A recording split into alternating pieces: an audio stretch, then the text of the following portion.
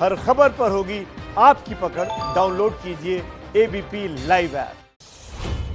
आप देख रहे हैं बेटी बचाओ सम्मेलन। एबीपी न्यूज पर लगातार हमारे साथ देश के बड़े फॉरेंसिक एक्सपर्ट्स जुड़े हुए हैं, उनसे भी हमारी चर्चा हो रही है। लेकिन सबसे बड़ा सवाल अगर आज भी बना हुआ है तो वो ये कि हाथरस के डीएम पर आखिर कब कार्रवाई होगी, डीएम को कौन बचा रहा है। इसी से जुड़ी बड़ी खबर इस समय की आपको बता देते हैं। प्रियंका गांधी ने ट्वीट कर डीएम प्रवीण कुमार को बर्खास्त करने की मांग की है। प्रियंका गांधी ने ट्वीट कर कहा है कि हाथरस के पीड़ित परिवार के अनुसार सबसे बुरा बर्ताव डीएम का था, उन्हें कौन बचा रहा है, उन्हें अविलंब बर्खास्त कर पूरे मामले में उनके रोल की जांच हो। परिवार न्यायिक जांच मांग रहा है, तब क्यों सीबीआई जांच का हल्ला करके एसआईटी की जांच जारी है। तो प्रियंका गांधी का जो ट्वीट है वो भी आप देखिए। हाथरस के पीड़ित परिवार के अनुसार सबसे बुरा बर्ताव डीएम का था, उन्हें कौन बचा रहा है, उन्हें अविलंब बर्खास्त कर पूरे मामले में उनके रोल की जांच हो। परिवार न्यायिक जांच मांग रहा है। आगे वो लिखती हैं, तब क्यों सीबीआई जांच का हल्ला करके एसआईटी की जांच जारी है। सरकार यदि जरा भी नींद से जागी है तो उसे परिवार की सुननी चाहिए। परिवार न्यायिक जांच की बात कह रहा है, आप सीबीआई जांच की बात कर रहे हैं और उसके बाद एसआईटी की जांच लगातार जारी है। इसी को लेकर हमला बोलती हुई प्रियंका गांधी, उधर मायावती ने भी हमला बोला है। बीएसपी सुप्रीमो, उनका कहना है कि डीएम अगर वही रहते हैं, प्रवीण कुमार ही रहते हैं, तो अगर सीबीआई की जांच होती है तो साक्ष्यों के साथ वो कैसे न्याय कर पाएंगे, यानी जांच को वो प्रभावित करेंगे। तो तमाम विपक्षी दल सुर में सुर मिलाकर एकजुट होकर इस समय योगी सरकार के खिलाफ, उनकी पुलिस के खिलाफ खड़े हुए नजर आ रहे हैं। और डीएम को जो बर्खास्त नहीं किया गया उसको लेकर आईपीएस लॉबी भी राज्य की बेहद नाराज है। उनका कहना है कि हमेशा पुलिस के ऊपर ही गाज गिरती है, यानी इंडियन पुलिस सर्विस आईपीएस अधिकारियों को सस्पेंड कर दिया जाता है। पिछले 1 साल में 14 अधिकारियों को सस्पेंड किया गया है, जबकि जो आईएएस अधिकारी हैं वो उनके साथ नरमी बरती जाती है। ये बीएसपी सुप्रीमो मायावती का ट्वीट भी देख लीजिए आप। हाथरस गैंगरेप कांड के पीड़ित परिवार ने जिले के डीएम पर धमकाने आदि के कई गंभीर आरोप लगाए, फिर भी यूपी सरकार की रहस्यमयी चुप्पी दुखद व अति चिंताजनक। हालांकि सरकार सीबीआई जांच हेतु राजी हुई है, किंतु उस डीएम के वहां रहते इस मामले की निष्पक्ष जांच कैसे हो सकती है, लोग आशंकित। तो मैं कुमकुम का एक बार रुख कर लेती हूं। देखिए, प्रियंका गांधी का भी ट्वीट सामने आ गया। बीएसपी सुप्रीमो मायावती ने तो सुबह ही ट्वीट कर दिया था कुमकुम। अब ये जो लड़ाई है वो डीएम को हटाने को लेकर ज्यादा तब्दील हो गई है। बेटी को जो न्याय मिलना है वो तो एबीपी की जो मुहिम है एबीपी न्यूज की, वो असर दिखा रही है। देखिए शोभना, ये जो मेहनत है, तपस्या है हम लोगों की ग्राउंड जीरो पर, 18-18 घंटे हम लोग दो पांव पे खड़े हैं। मुझे लगता है मैं 2 बजे होटल से निकल गई थी, 1 बजे पहुंची थी। 1-1.5 घंटा ही मैं शायद ही सोई होंगी और मैंने अभी तक सुबह से कुछ नहीं खाया। और ये मैं नहीं, मेरी पूरी टीम, प्रतिमा मिश्रा, रूबिका लियाकत, इंद्रजीत, इसके अलावा मनोज, अंजलि, हम लोग तपस्या कर रहे हैं लगातार। स्टूडियो में आप लोग लगातार सवाल उठा रहे हैं, तो हमारी ये मंशा ये थी कि वो अधिकारी जो सीधे इस पूरे मामले में दोषी पाया जा रहा है। और देखिए, जो फॉरेंसिक टीम हमारे साथ मौजूद है, उन्होंने जो पहली बात कही जब आपने प्रोग्राम की शुरुआत की कि जो एशेज हैं, जो राखें हैं, जो राख है, अगर वो बचा के रख ली जाए तो बहुत हद तक पर्दाफाश हो जाएगा। हम कैसे इस पूरे मामले में फॉरेंसिक एक्सपर्ट के साथ चर्चा कर सकते हैं, जबकि इस पूरे मामले की बुनियाद ही फॉरेंसिक मिसहैंडलिंग से हुई है। कल एबीपी न्यूज की मौजूदगी में एक भाई ने अपनी बहन की अस्थियों को उठाया है।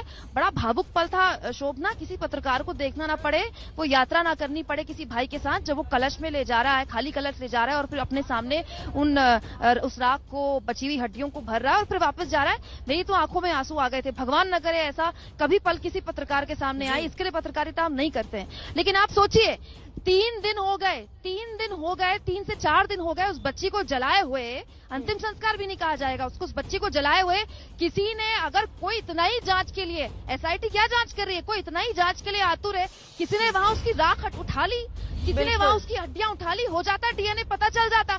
वहां परिवार वाले गए, एबीपी न्यूज की मौजूदगी में तब तो जाके अस्थियां उठी हैं। ये क्या जांच करेंगे? और फिर इस जांच में जो फॉरेंसिक रिपोर्ट में कह देते हैं रेप नहीं हुआ है, हम उम्मीद से कैसे करें कि रिपोर्ट सही है, जबकि आपने जो आखिरी सबूत था शरीर के बाद की हड्डियां, जो उसकी राख थी, उस तक को नहीं बचाया। भाई कह रहा था अगर मैं उठाऊंगा नहीं तो कुत्ते खा लेंगे रात को। अब आप ये बताइए, ये तो स्थिति है, और फिर ऐसे मामले में आप किसी भी फॉरेंसिक रिपोर्ट पर विश्वास कैसे कर लें? बिल्कुल सही बात है। और ये जो पूरी लापरवाही बरती जा रही है शुरुआत से इस पूरे मसले को लेकर, उसमें कहीं ना कहीं डीएम साहब प्रवीण कुमार, उनकी जिम्मेदारी तय होनी चाहिए कि अगर ये गलती हुई है, ये लापरवाही बरती गई है, परिवार के, पीड़िता के परिवार के साथ मिसबिहेवियर जिसे कहा जाए कि तरीके से पेश नहीं आया गया है, तो प्रवीण कुमार जिम्मेदार है। एक बार हम अपने दर्शकों को कुमकुम सुनवा देते हैं कि प्रवीण कुमार जब परिवार से मिलने पहुंचे तो क्या रवैया था, किस तरीके की संवेदनहीनता थी और किस तरीके की जुबान का वो इस्तेमाल कर रहे थे। आप अपनी विश्वसनीयता खत्म मत करिए। तो मीडिया वाले मैं आपको बता दूं, आज अभी आधे चले गए, कल सुबह तक आधे और निकल जाएंगे, 2-4 बजेंगे कल रात को, तो हम ही आपके साथ खड़े हैं। अब आपकी इच्छा, आपको बार बार बयान बदलना नहीं बदलना है, अभी हम भी बदल जाए। तो ये तो आपने सुना कि किस तरीके से, जिसे कहा जाए कि कुर्सी का नशा है, या ये कहिए कि आप एक आईएएस अधिकारी बन गए हैं तो अपनी जो मूलभूत जिम्मेदारी है उसको न भूलकर आप धमकाने पहुंच गए। परिवार से भी एबीपी न्यूज ने बात की, परिवार का क्या कुछ कहना है डीएम साहब को लेकर, वो भी आपको सुनना चाहिए। और इसीलिए एबीपी न्यूज क्यों मांग कर रहा है कि डीएम के खिलाफ कार्रवाई हो, वो भी आपको समझना चाहिए।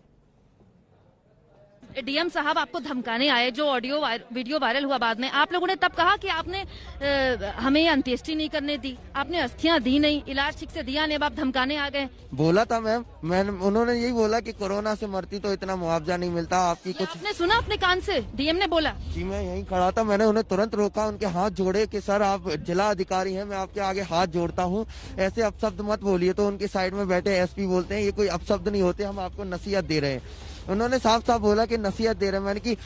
मैंने उन्हें तुरंत बताया कि कोरोना से मरने में और इस तरीके से बुरी तरह से अत्याचार हुआ है उनके साथ, ये सब हुआ है, तो इससे मरने में बहुत ज्यादा अंतर है। तो मुझे बोलते हैं कि तुम चुप हो जाइए, पापा जी से बात होगी, कोई बीच में नहीं बोलेगा। मतलब एक तरह से धमकाया जा रहा था। जी जी, बड़े प्यार से लेकिन धमकाया जा रहा था। मैम उन्होंने बहुत जोर से चिल्ला के बोला था डीएम साहब ने कि तुम चुप हो जाओ, बीच में मत बोलना, और पापा जी से बात हो रही है, गार्जियन बैठे हैं, तुम्हें बीच में बोलने का कोई अधिकार नहीं है। हमारे घर की काफी लेडीज हैं, उन पे काफी जोर से चिल्लाए कि आप बीच में मत बोलो, ये सब उन्होंने काफी बार बोला है। तो आप देख रहे हैं, सुबह से ही बेटी बचाओ सम्मेलन में तमाम पूर्व पुलिस अधिकारी कह रहे हैं कि डीएम की पूरी गलती है, और ये वो पुलिस अधिकारी हैं जिनका एक लंबा चौड़ा अनुभव है। जो वकीलों का पैनल था, महिला वकीलों का, वो भी कह रहे हैं डीएम के खिलाफ कार्रवाई होनी चाहिए। विपक्ष में प्रियंका गांधी और मायावती भी यही सवाल कर रही है कि डीएम को आखिर कौन बचा रहा है। मेरे सहयोगी रणबीर इसी सवाल का जवाब लेकर हमसे जुड़ रहे हैं। रणबीर, आखिर कौन बचा रहा है डीएम को? जिम्मेदारी तो पूरी तरह से तय होती है, जिस तरीके की लापरवाही, जिस तरीके की संवेदनहीनता बरती गई इस पूरे मसले को लेकर। देखिए, डीएम को रखना या डीएम को हटाना ये सरकार के हाथ में है, और ये बात समझ से परे है। हम एक सवाल ये पूछ रहे हैं कि जो सबसे बड़ा अधिकारी मौके पर मौजूद था, वो जिले का सबसे बड़ा अधिकारी है, और इतना चर्चित मामला होने के बाद भी एक के बाद एक लापरवाहियां हुई कि रात में अंतिम संस्कार किया गया, और उसके बाद सवाल हम नहीं, पीड़िता का परिवार उठा रहा है। वो बोल रहा है कि हमें धमकी दी गई, जिलाधिकारी कह रहे हैं कि बात बदल लो, या उनको धमकी देने की बात हो रही, तमाम सारे आरोप हैं, और विपक्ष भी कह रहा है। तो आखिर जिलाधिकारी को उस जिले में रद्द करके क्या साबित करना चाहती है सरकार, ये समझ से परे है। क्योंकि एसआईटी की जांच गठित हुई, उसके बाद सीबीआई का आदेश हो गया, और सबसे बड़े जो अधिकारी हैं, जो मौके पर मौजूद थे, जो हर बार परिवार से मिले, बात की, उनको आखिर क्यों बचाया जा रहा है? हम ये नहीं कह रहे हैं कि उनको बर्खास्त करें, उनको जिले से हटाने की बात कर रहे हैं, क्योंकि अगर वो जिले में रहेंगे तो हो सकता है कि अपने आप को बचाने के लिए वो कुछ चीजों को प्रभावित करे। वो मामला प्रभावित ना हो, सिर्फ और सिर्फ इसलिए ये बात कही जा रही है। बाकी जांच में अगर उनकी भूमिका नहीं आती है तो उनको आप जहां मर्जी रखिए, जहां तक प्रमोट करना हो कीजिए, लेकिन फिलहाल ये मामला जो है, पीड़िता का परिवार जिस तरीके से आरोप लगा रहा है, जिलाधिकारी पर कार्रवाई होनी चाहिए, क्योंकि जिलाधिकारी सीधे सीधे जिम्मेदार दिखाई दे रहे हैं, चाहे वो वीडियो हो या परिवार का आरोप हो। और रणबीर, एक बात और भी है, एक नजीर पेश करने का भी वक्त है राज्य सरकार के सामने। अगर ब्यूरोक्रेसी को इस तरीके से दंडित नहीं किया जाएगा, लापरवाही बरतने को लेकर, संवेदनहीनता दिखाने को लेकर, तो आने वाले दिनों में हर मामला ऐसे ही बिगड़ेगा। बेटी बचाओ सम्मेलन में आपका बहुत बहुत स्वागत। हमारे साथ फॉरेंसिक एक्सपर्ट्स का एक बड़ा पैनल जुड़ा हुआ है। फील्ड में मेरे सहयोगी भी मौजूद हैं। एससी मित्तल साहब से मैं सवाल लेना चाहूंगी। एससी मित्तल साहब, जो कि डाइंग डिक्लेरेशन की बात मैं लगातार कर रही हूं, वो मैंने अपने दर्शकों को भी सुनवाया, लेकिन फॉरेंसिक रिपोर्ट जो है वो कुछ और कह रही है। आपको नहीं लग रहा कि जो डाइंग डिक्लेरेशन है वो ज्यादा अहम हो जाता है? मरते वक्त अगर उस बच्ची ने कुछ कहा है तो वो ज्यादा इंपॉर्टेंट है rather than the forensic report? और कोर्ट में आप इस मामले को पूरा कैसे देख रहे हैं?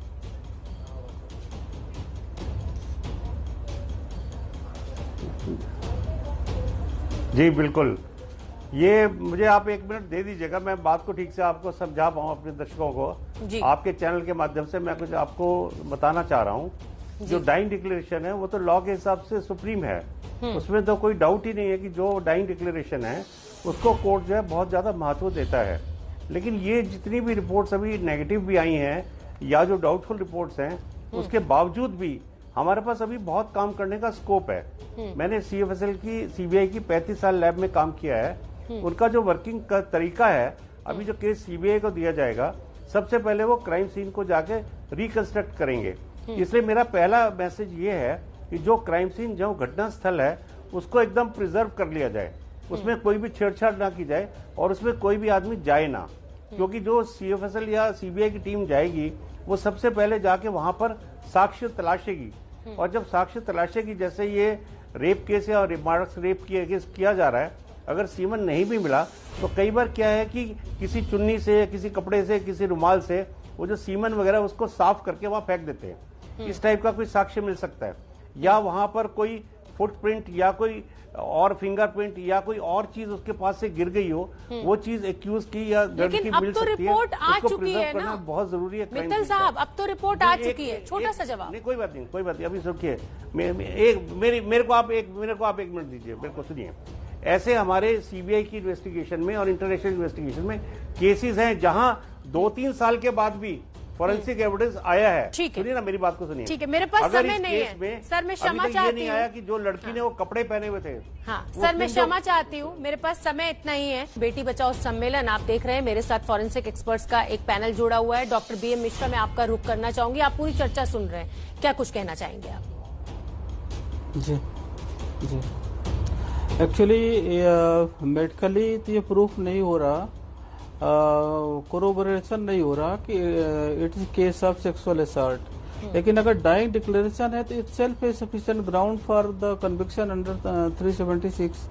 तो हमें नहीं लगता कि इसके लिए कोई ज्यादा भाग दौड़ करने की जरूरत है। और दूसरा सबसे इम्पोर्टेंट चीज है कि पोस्टमार्टम के दौरान या पोस्टमार्टम रिपोर्ट वो उतनी इम्पोर्टेंट नहीं है जितना कि MLC और उस समय जो सैंपल लिया गया था, वो सैंपल का क्या एग्जामिनेशन हुआ, सैंपल का क्या रिपोर्ट आया, वो ज्यादा ऑथेंटिक है। पोस्टमार्टम के दौरान जो फाइंडिंग था वो हो सकता है ओल्ड हो चुका है, बदल चुका है।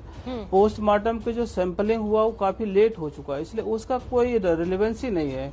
ठीक है, अगर आप बार बार कह रहे थे कि फोरेंसिक रिपोर्ट में को आया नहीं है, तो जो on the day of incident उस दिन रिपोर्ट जो लिया गया था सैंपल, उसको देखना चाहिए। अगर उस पर कुछ आ रहा तो हम उस पर भरोसा कर सकते हैं। और दूसरा इम्पोर्टेंट चीज है कि अगर वो नहीं भी हो रहा कोरोबोरेशन, तो भी हम उसको सेक्सुअल असॉल्ट को रूल आउट नहीं कर सकते, रूल आउट नहीं कर सकते। ठीक है, आप सभी एक्सपर्ट्स का बहुत बहुत धन्यवाद। हमसे बेटी बचाओ सम्मेलन में जुड़ने के लिए एक बहुत छोटे से ब्रेक के लिए मैं यहाँ रुक रही हूँ, लेकिन मैं आपको बता दूं अभी भी बेटी बचाओ सम्मेलन का सिलसिला लगातार जारी है। हमारे साथ अब सोशल एक्टिविस्ट जुड़ेंगे।